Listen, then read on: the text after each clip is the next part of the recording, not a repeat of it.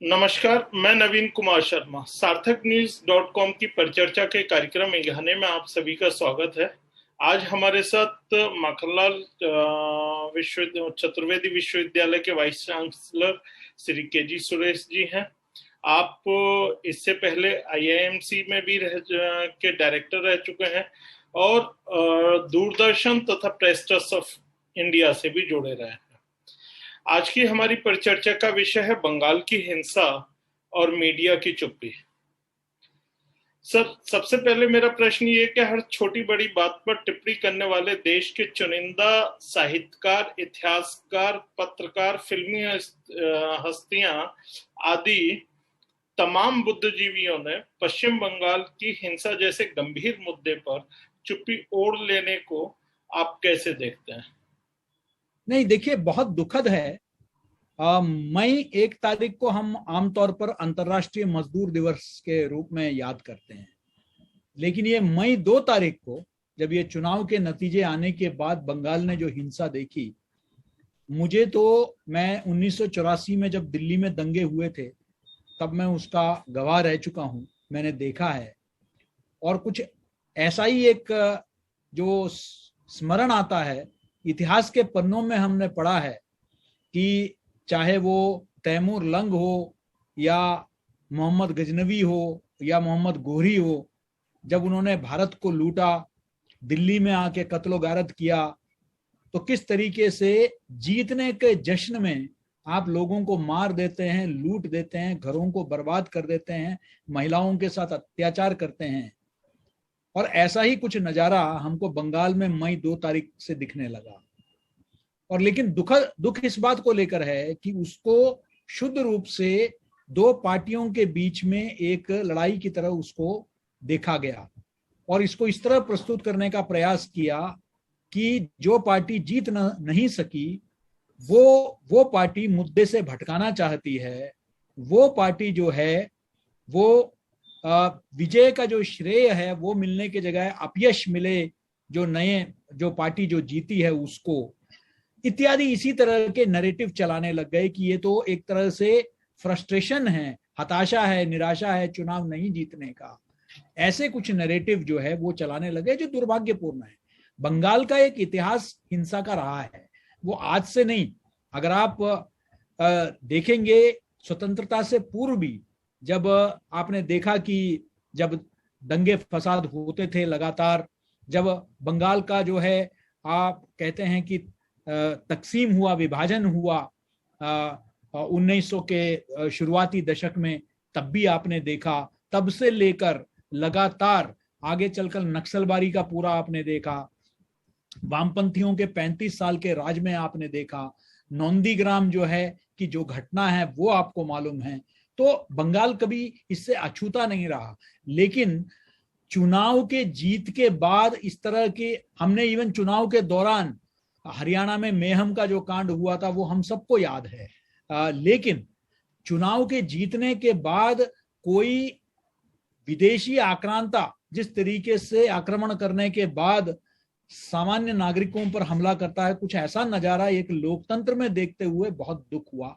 और दुख ज्यादा इस बात का हुआ कि जो बुद्धिजीवी एक व्यक्ति के, देखिए हमारे देश में एक व्यक्ति का भी मौत अगर होती है, गलत तरीके से उसका कत्ल होता है, उस पर जुल्म होता है, तो हम उसकी भर्त्सना करते हैं, मजम्मत करते हैं।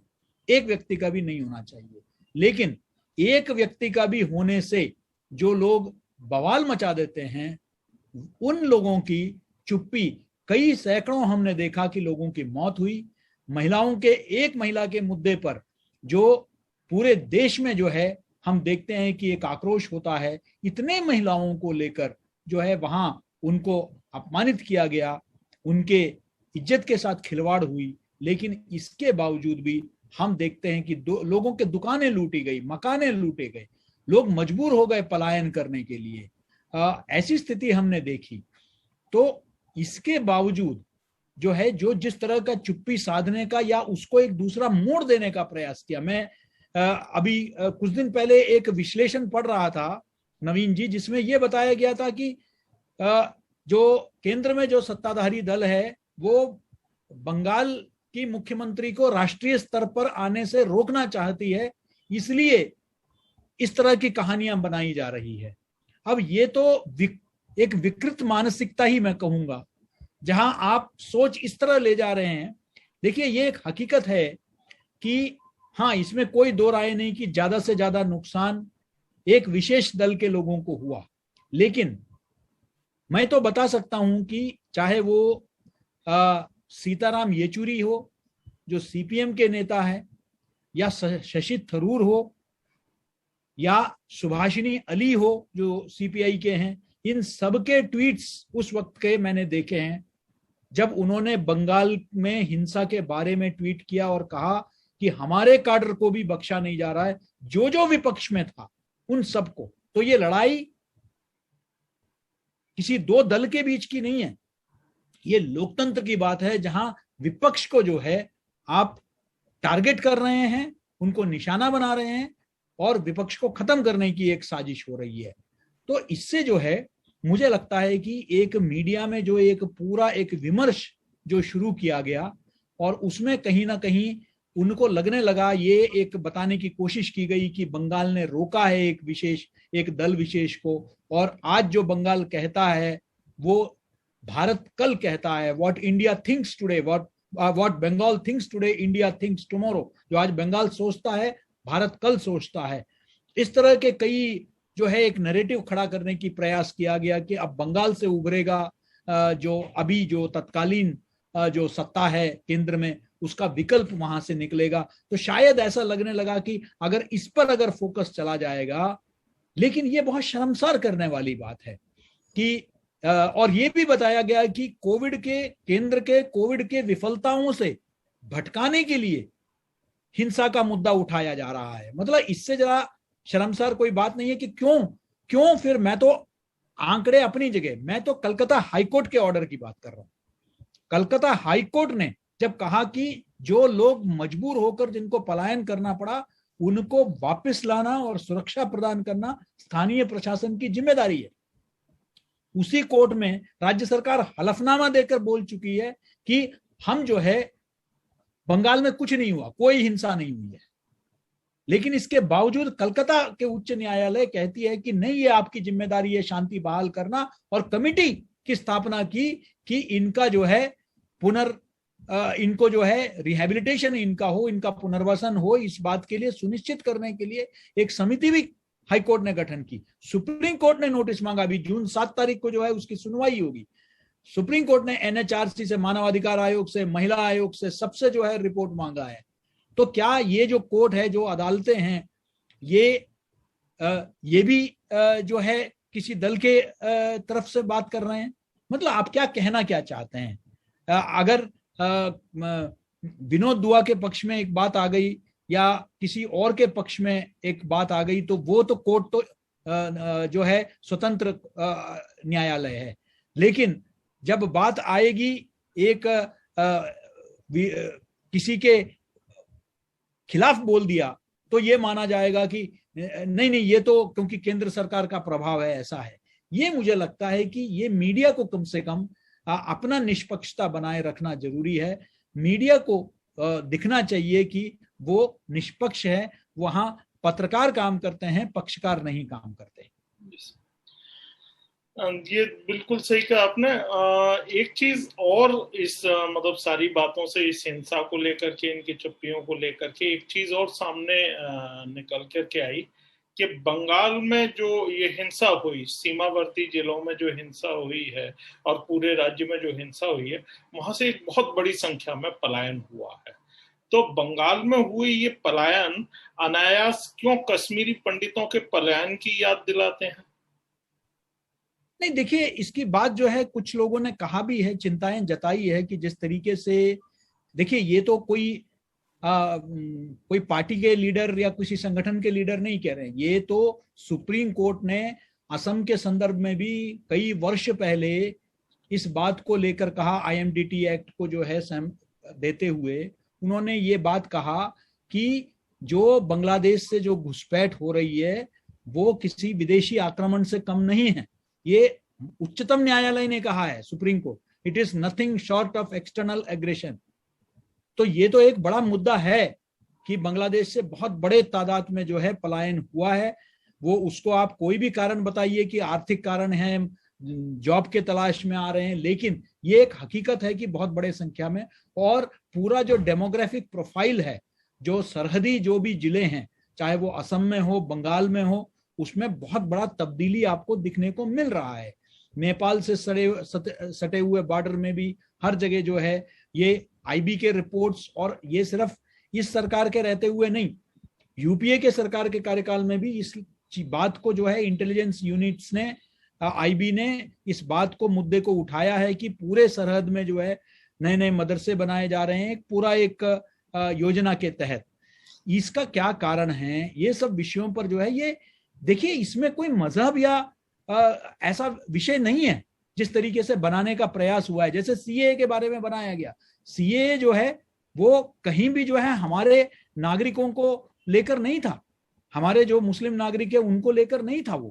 वो विदेश में, पाकिस्तान में, अफगानिस्तान में जिन अकलियतों को, अकलियत वो भी सिर्फ हिंदुओं के लिए नहीं, अकलियतों को, अल्पसंख्यकों को जहां उन पर अत्याचार हो रहा है, उनको भारत में नागरिकता देने की बात कही थी। लेकिन क्या पूरा एक विमर्श खड़ा कर दिया गया, विमर्श ये खड़ा कर दिया गया कि हमारे यहाँ के जो मुस्लिम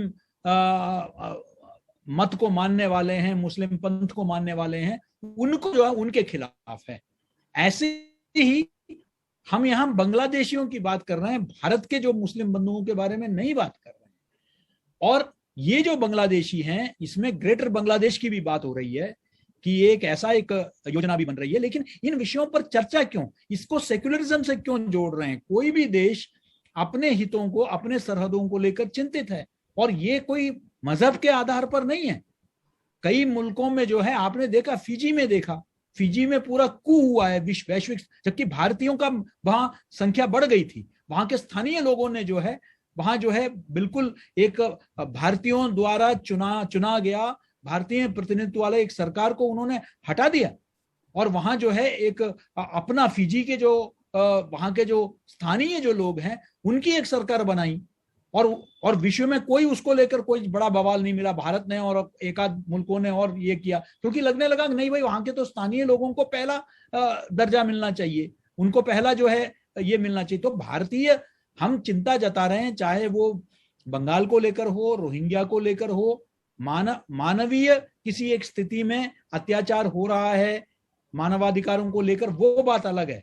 लेकिन हमारे खुद देश में जब युवा पीढ़ी बेरोजगारी से जूझ रहे हैं, बेरोजगारी एक बहुत बड़ी समस्या है, तो बाहर से आके लोग नौकरियां छीन लें, रोजगार के जो है अवसर छीन लें, और क्योंकि वो सस्ते में अपने आप को ऑफर करते हैं, अपना सेवाएं देते हैं, तो मुझे लगता है कि ये चिंता पूरे देश के आर्थिक विषयों को लेकर है। और ये इसलिए इसको एक मजहबी चश्मे से नहीं देखना चाहिए।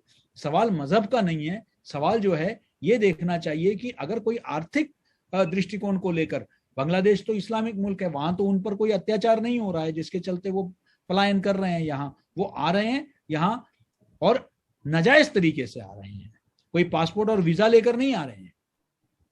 तो इसको जो है ये चिंता का विषय जो है, वहां जो आबादी बढ़ती जा रही है, और ये जो आबादी जो बढ़ती जा रही है वो इतना नेचुरल प्राकृतिक जो ग्रोथ होता है आबादी का वैसा नहीं हुआ है, एक्सपोनेंशियल ग्रोथ जिसको कहते हैं, कि बहुत बड़े संख्या में आबादी बढ़ी है।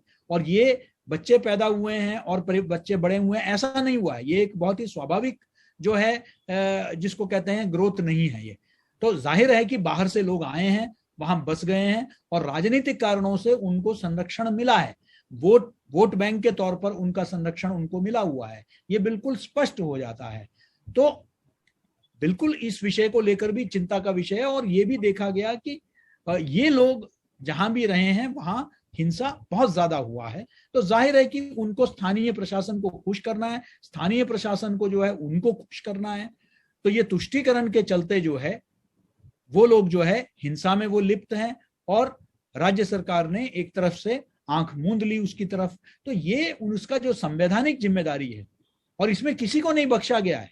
मैं किसी एक दल विशेष की बात नहीं कर रहा हूं जैसे कि दर्शाया गया, यहां किसी को, जिन्होंने भी इस वक्त जो सत्ताधारी दल है उसका विरोध किया, एक बिल्कुल एक जिसे मैं कहूंगा कि एक प्रतिकार भावना से चुन चुन के एक एक घर में जाके लोगों को जो है नुकसान पहुंचाया गया, उनके घरों को आग लगाई गई, उनके घरों को नुकसान कर दिया गया, उनके लोगों को मार दिए गए, बच्चों को तक नहीं बख्शा है, महिलाओं को नहीं बख्शा है। तो ये एक लोकतंत्र में कम से कम किसी के लिए स्वीकार्य नहीं होना चाहिए, कोई भी दल क्यों ना करे। जैसा आपने कहा, यदि देखें इसमें एक चीज और निकल करके आई है और उस पर मैं आपकी प्रतिक्रिया जानना चाहूंगा कि जो सीमावर्ती जिले हैं पश्चिम बंगाल के, उनमें जो पलायन हुआ है जिन लोगों, उनमें एक बहुत बड़ी आबादी दलितों की, पिछड़ों की, आदिवासी लोगों की है। और स्थिति यह है कि वो इतने भयभीत हैं। आपने राज्यपाल का भी वो बयान सुना होगा जिसमें उन्होंने ये कहा था कि हम अपना धर्म परिवर्तन करने को तैयार हैं, हम अपने जीवन को कैसे सुरक्षित रखें। ये भी एक चीज निकल के आई जो हमने बात करी, तो उसमें ये उन लोगों ने कहा कि यदि हम वापस लौटेंगे हमारे जीवन की सुरक्षा की गारंटी क्या है। तो यदि इन सारी चीजों को ध्यान में रख करके मैं आपसे एक छोटा सा प्रश्न और कहूंगा, छोटा जरूर है लेकिन बहुत महत्वपूर्ण है। क्या ये सारी चीजें भविष्य में होने वाले किसी अलगाववाद की आवाज का आभास नहीं दिला रही या संकेत नहीं कर रही? देखिए नवीन जी, आपने जो बात कही, अभी हाल ही में जो है अनुसूचित जाति और जनजाति के जो एकेडमिशियंस है, शिक्षाविद है, उन्होंने राष्ट्रपति कोविंद जी को एक मेमोरेंडम दिया है जिसमें उन्होंने आरोप लगाया कि 11,000 के करीब जो अनुसूचित जाति और जनजाति के लोग प्रभावित हुए, इसमें 40,000 हमले हुए हैं, 1627 घटनाएं घटी है, 5,000 के करीब मकान जो है वो नष्ट कर दिए गए हैं, 142 महिलाओं के साथ जो है अत्याचार हुआ है, 26 लोगों की जो है मौत हुई है, दुकानें जला दी गई है, तकरीबन 2,000 लोग जो है वो असम, उड़ीसा और झारखंड में भागने को मजबूर हो गए अपने जान को बचाने के लिए। इस तरह के आंकड़े जो है उस SC/ST एकेडमिशियंस ने जो है ये राष्ट्रपति को जो है उन्होंने दिया है। तो इसी से स्पष्ट होता है कि एक बहुत बड़े तादाद में उनको जो है टारगेट किया गया। तो ये चिंताएं बिल्कुल जायज चिंताएं हैं और ये कोई राजनीतिक दल नहीं कह रहा है, हमारे देश के बुद्धिजीवी वर्ग की तरफ से ये बात रखी गई है। तो मुझे लगता है कि चिंता का विषय तो है, और जिस तरीके के तेवर अब राज्य सरकार अपना रही है, देखिए चुनाव में आपस में बहुत कुछ बोला सुना जाता है। हाँ, मैं भी मानता हूं, मैं उस विषय में नहीं पढ़ना चाहता कि भाई भाषा में सौम्यता होनी चाहिए। हम सब चिंता जताते हैं कि भाषा का स्तर नहीं कम होना चाहिए, हम सब जो है कहते हैं कि चुनाव में जो है एक सभ्य वातावरण होना चाहिए, ये सब हम कहते हैं। लेकिन चुनाव, वो कहते हैं रात गई बात गई, चुनाव खत्म, वहां कभी कभी तेज तेवर अपनाते हैं नेता लोग, आरोप प्रत्यारोप का जो है चलता है। लेकिन एक बार सरकार बनने के बाद जो है दोनों सरकारों को एक साथ सहयोग के साथ जो है काम करना है। अभी वहां पश्चिम बंगाल में एक बहुत बड़ा तूफान जो है वो यास तूफान का जो है बंगाल को और उड़ीसा को सामना करना पड़ा, और जिसके चलते जो है बहुत नुकसान हुआ। प्रधानमंत्री जो है एक बैठक बुलाते हैं और उसमें मुख्यमंत्री तो मुख्यमंत्री, इवन जो मुख्य सचिव हैं वो उस बैठक का बहिष्कार करते हैं, बहुत ही बदतमीजी से पेश आते हैं। लेकिन जो फेडरल स्ट्रक्चर है, वो फेडरल स्ट्रक्चर को तो बनाए रखना है। आखिरकार आप फेडरल स्ट्रक्चर, प्रधानमंत्री और मुख्यमंत्रियों को देखिए, एक बगल में एक नवीन बाबू उड़ीसा में भी है, वो भी कोई सत्ताधारी दल के नहीं है, वो दूसरे दल के हैं। लेकिन मुख्यमंत्री और प्रधानमंत्री के बीच में जो है हमेशा एक सौहार्द का संबंध होना चाहिए। जहां तक राज्य का और राष्ट्र का हित का सवाल है, मतभेद राजनीतिक विषयों को लेकर मतभेद अपनी जगह है, लेकिन उसको लेकर जिस तरीके से हम एक राजनीति देखते हैं, जहां जो एक शिष्टाचार भी अब नहीं रहा है, राजनीति में कटुता की और इतनी बढ़ गई है, तो वाकई हम किस दिशा में जा रहे हैं? मतलब हम क्या बात कर रहे हैं? हम अगर कहें कि बाहर के लोग आ रहे हैं, इस तरह की भाषा हो कि बाहर के लोग इधर आके, तो ये बाहर के लोग कौन है? भारतीय हैं। आप भारत का एकता पर प्रश्न चिन्ह उठा रहे हैं। तो मुझे लगता है कि ये जो आपस की राजनीतिक मतभेद अपनी जगह है, लेकिन राष्ट्रीय एकता और अखंडता में कोई समझौता नहीं होना चाहिए। और उसको लेकर जो है, मुझे लगता है कि ये चिंता का विषय है, जिस तरीके का वहां जो घटनाएं घटी है और जिस तरीके से एक फेडरल स्ट्रक्चर जो हमारा संघीय ढांचा है, उसके जो कुछ नियम हैं, उसके कुछ जो है एक परिपाटियां हैं, कुछ परंपराएं हैं, उसका खुल्लम खुल्ला उल्लंघन करते हुए जिस तरीके से हम देख रहे हैं आज, वो वाकई चिंता का विषय है कि हम किस तरफ, किस दिशा में जा रहे हैं। और आपने भी उस दिशा की ओर इंगित किया है। एक आखिरी प्रश्न है मेरा आपसे जी। आपने सारी चीजें कही, आपने मीडिया की भूमिका को भी लेकर के जब एक प्रश्न किया, तो जिस तरह से घटनाओं को पूरी पश्चिम बंगाल की इस गंभीर जो हिंसा हुई, जो गंभीर विषय था, मुद्दा था, इसको जिस तरह से स्थानीय और राष्ट्रीय मीडिया ने दबाया है और दबाया जा रहा है, अभी भी दबाया जा रहा है, घटनाएं हो रही हैं, उनको कहीं संज्ञान नहीं लिया जा रहा है, उसको लेकर के स्थानीय ममता सरकार और मीडिया की भूमिका को लेकर के आपका क्या मत है? नहीं नवीन जी, ये इस विषय पर मैं पहले भी बोल चुका हूं। देखिए, सिर्फ दबाया नहीं जा रहा वहां, तो देखिए, एक तो दबाने की बात है, दूसरा जो है जो मोड़ दिया जा रहा है खबरों को, मुझे उसको लेकर चिंता है। अगर जहां खबरें दी भी जा रही है, कुछ कुछ शुरुआत में 1-2 दिन दिया गया, लेकिन मैंने जैसे कहा कि राजनीतिक हिंसा सभी विपक्ष पे और सभी विरोधियों पर हुआ, लेकिन उसको इस तरीके से दिखाया गया कि एक विपक्षीय दल शायद चुनाव नहीं जीत पाई, उसके हताशा और निराशा के कारण इस तरह के हिंसा के आरोप लगा रही है। आप जमीनी स्तर पर जाके देखिए, आप उसका जो है उसको निष्पक्ष चश्मे से नहीं देखिए। ठीक है, भारतीय जनता पार्टी बड़ा चढ़ा के बात कर रही है, विपक्ष का दल बड़ा चढ़ा के बात कर रही है, ये अपनी जगह है, लेकिन आप तो जा सकते हैं जमीन पर। आपने तो पहले भी किया है कई विषयों को लेकर, मीडिया ने तो जमीनी स्तर पर रिपोर्टिंग की है, आप जाके देख लेते, आप बताते कि सही है गलत है।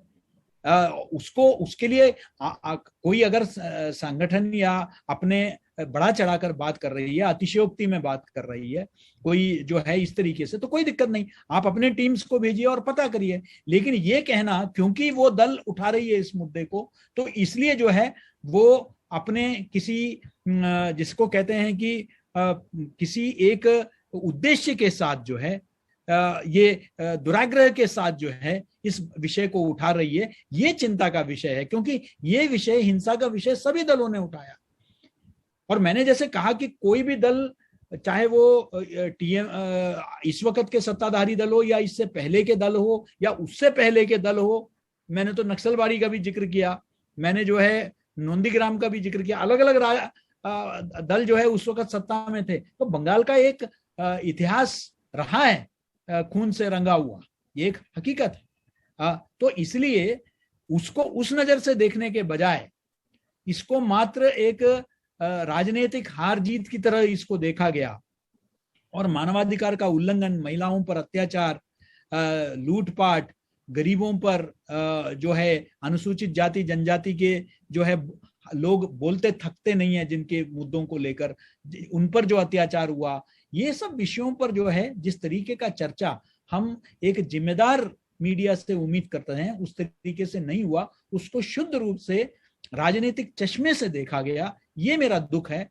राजनीति अपनी जगह है, वैचारिक मतभेद अपनी जगह है, लोकतंत्र में इन सभी का स्थान है, लेकिन जब एक त्रासदी को आप राजनीतिक चश्मे से देखते हैं जिसके वजह से लोगों को अपना घर बार छोड़ के जो है अन्य राज्यों में अपने जान को बचाने के लिए जाना पड़ा, जहां लूटपाट हुई है, जहां महिलाओं के साथ अत्याचार हुआ है, जहां कत्लो गारद हुआ है, मुझे लगता है कि वहां और संवेदनशीलता के साथ और निष्पक्षता के साथ मीडिया को काम करने की आवश्यकता थी। यहाँ मैं किसी भी दल विशेष जो है उसको मैं नहीं कह रहा हूं कि एक दल, लेकिन मैं इस बात को कह रहा हूं कि वहां जो काम कर रहे थे वो इसी तरीके से है कि जिस तरीके से रिपोर्टिंग, जब गोधरा का कांड हुआ तब आपको भी याद होगा कि 58 लोगों को जो है वो जिंदा जलाया गया था, और उस वक्त रिपोर्टिंग ये नहीं था कि 58 रेल यात्रियों को जो है जिंदा जलाया गया, बल्कि रिपोर्टिंग ये थी कि 58 जो है कार सेवकों को जिंदा जलाया गया। क्या कार सेवक इंसान नहीं है? क्या कार सेवक भारत के नागरिक नहीं है? क्या कार सेवकों को जिंदा जलाना और नागरिकों को जिंदा जलाने में फर्क है क्या? फिर इस बात पर क्यों जोर दिया गया कि वो कार सेवक थे? ये मुझे समझ में नहीं आया। जब कोई व्यक्ति मरता है, किसी व्यक्ति की हत्या होती है, तो भारत का आम नागरिक होता है और उसका जवाबदेही जो है सबको देना पड़ेगा। ये नहीं हो सकता क्योंकि वो किसी जाति विशेष, मजहब विशेष, विचारधारा विशेष या राजनीतिक दल विशेष का हो तो इसलिए जो है उस पर हम पर्दा डाल सकते हैं। जी, ये बिल्कुल सही बात है। और मुझे भी ऐसा लगता है कि जो मुख्य सचिव है या जो वहाँ का स्थानीय पुलिस प्रशासन है वो मुख्यमंत्री के इशारे पर या उनकी बात मानने के लिए बाध्य हो सकता है, लेकिन मीडिया को कम से कम, क्योंकि वो राज्य सरकार का न तो वो कर्मचारी है न वो उनके लिए काम कर रहा है, जो मीडिया है वो अपने काम कर रहा है और उसको ईमानदारी से काम करना चाहिए, जो कम से कम इस पूरे 1 महीने में या इन घटनाओं को लेकर के वो असफल रहा है, इस बात को मैं कह सकता हूं। इसी के साथ आज की बात हमारी यहीं समाप्त होती है। फिर हम अगले एक नए विषय, नई जानकारियों के साथ आप सबके सामने आएंगे। तब तक के लिए इजाजत दें। नमस्कार।